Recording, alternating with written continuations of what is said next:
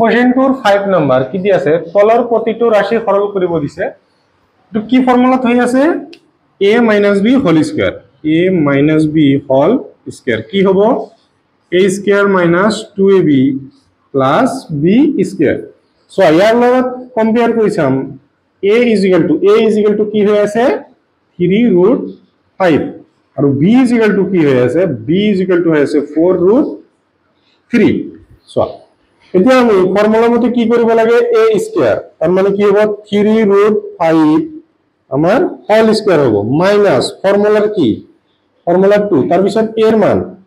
3√5 তাৰ পিছত কি হৰ মান b এৰ মান 4√3 তাৰ পিছত প্লাস চিহ্ন b এৰ মানৰ স্কয়াৰ সো a স্কয়াৰ তো 3 এৰ উপৰত আছে √5 এৰ উপৰত আছে তাহলে एक्स्ट्रा कोई दिलो minus 2 into 3 into 4 2 into 3 into 4 কিমান হ'ব 2 3 are 6 6 আৰু 4 into কৰিলে কিমান হ'ব 24 থাকিল কি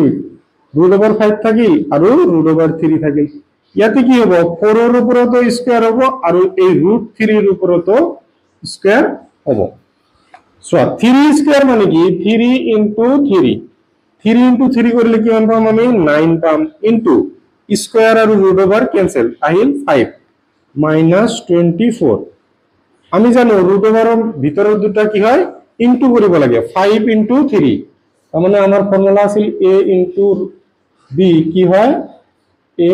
b মানে ভিতরের দুটা পূরণ হয়ে যাব তাহলে 5 into 3 কিমান হবে 15 प्लस 4 स्क्वायर माने कि 4 into 4 किमान होबो 16 into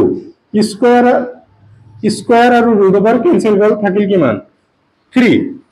ইয়াতে সোয়া 9 into 5 किमान होबो 9 5 जार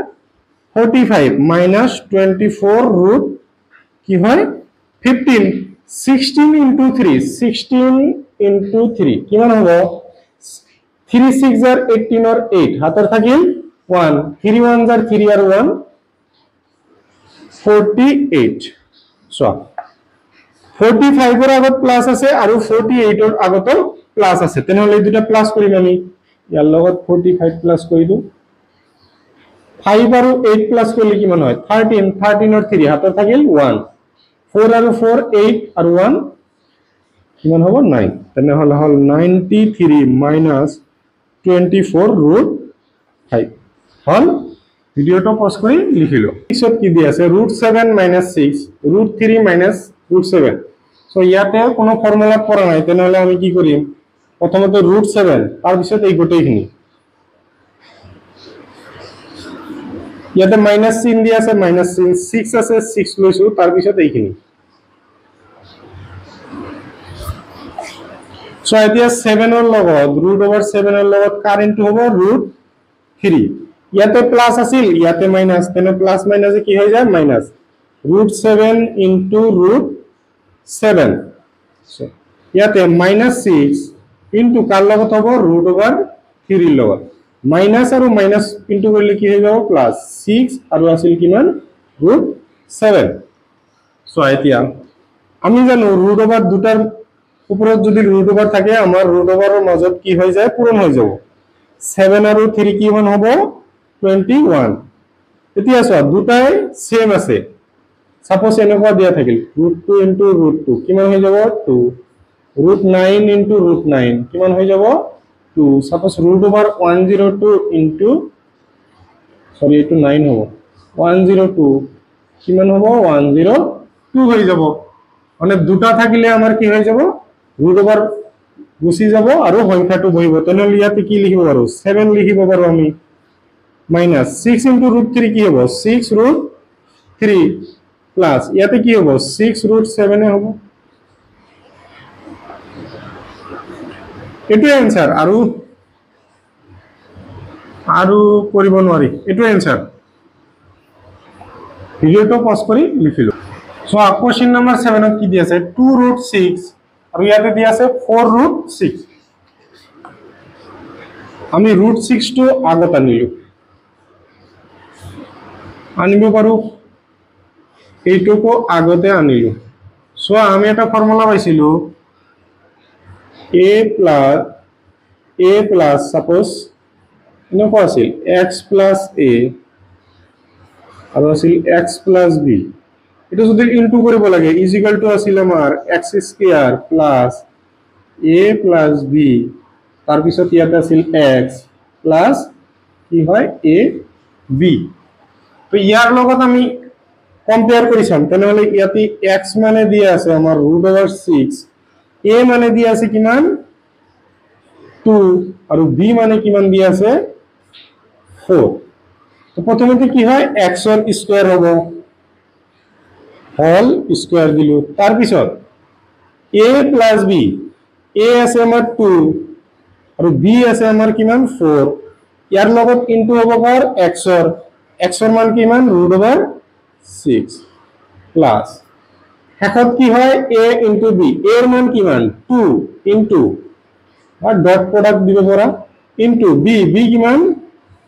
4 সোয়া স্কয়াৰ আৰু ৰুট ওভাৰ কি হৈ যাব কেনসেল হৈ যাব আহিল কিমান 6 2 আৰু 4 কিমান হ'ব 6 √6 2 into 4 কিমান হ'ব 8 সো 6 এর আগতে প্লাস দি আছে আর 8 এর আগতে প্লাস দি আছে দুটা প্লাস করলে কিমান হ'ব 14 প্লাস 6 √6 হ'ব ভিডিওটো পজ কৰি লিখিলো সো কোশ্চেন 3 কি দি আছে মনত পেলোৱা যে পায়ৰ সংজ্ঞা দিয়াত ইয়াক এটা বৃত্তৰ পৰিধি আমাৰ সূত্ৰ কি আছিল 2 পাই r বৃত্তৰ পৰিধি সেই পৰিধি বেশৰ দ্বাৰা d অনুপাত বুলি কোৱা হৈছিল অৰ্থাৎ pi is equal to c by d pi is equal to কি কৈছে c বাই d সো এইটো হিসাবত তেনেহলে পাই কি হ'ব লাগিছিল পাই এটা পরিমেয় হ'ব লাগিছিল দেখা গৈছে যে এই কথা পাই অপরিমেয় সেই তথ্যৰ বিৰোধিতা কৰে পাই আমি জানো কি পাই এটা অপৰিমেয় সংখ্যা এই বিৰোধিতা কি দৰে মীমাংসা কৰিবা সোয়া পাইৰ মান আমি জানো কি 22/7 বা 3.14 কিন্তু এক্সাক্ট ভ্যালু কিন্তু এটো নহয় পাই ইজ ইকুয়াল টু 3.14 নহয় সো আমি দশমিকৰ পৰিসমাপ্ত আৰু অপৰিসমাপ্ত যে পাইছিলো তাতে কি পাইছিলো আমাৰ যদি হৰটো যদি 2 এৰে কম মানে একেবাৰে 2 এৰে ভাগ যায় শেষ হৈ যাব লাগিব আৰু নহলে 5 এৰে ভাগ যায় শেষ হ'ব লাগিব তথাপিয়ে আমাৰ দশমিকৰ পৰিসমাপ্ত মানে ইয়াৰ পিছত আৰু ঘৰ না থাকিব কিন্তু কি হয় আমাৰ ইয়াতে সোয়া 7 ক আমি 2 এৰে হৰণ কৰিব নোৱাৰো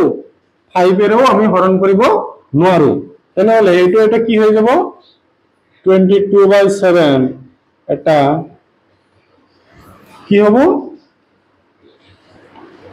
দশমিকৰ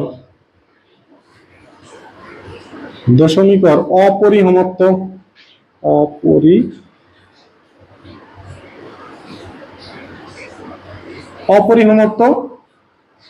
সেইকাৰণে আমি কি কৰিব পাৰো অতএব পাই এটা অপৰিমেয় সংখ্যা